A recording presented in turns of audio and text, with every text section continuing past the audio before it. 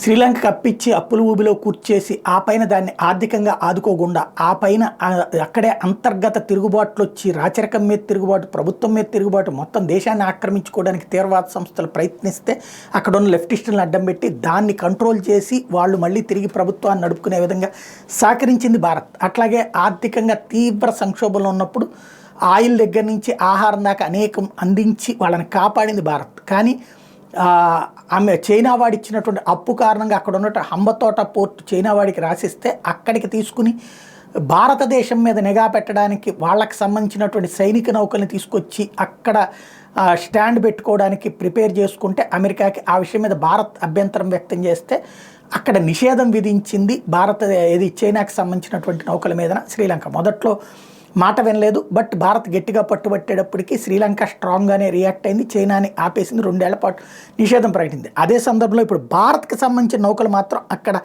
ల్యాండ్కి అనుమతి ఇచ్చారు.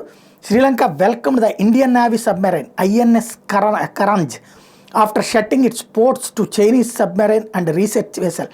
The Sri Lankan Navy accorded INS Karanj a ceremonial welcome on its arrival at the Colombo port. It makes a diplomatic win for India amid a tiff over China's maritime movement in the Indian Ocean region, IOR. The Indian submarine was sent to one of Lanka's main ports to convey a message to Beijing and mail as Chinese spy ship Jiang Yang Hong 3 continues to sail towards the Maldives.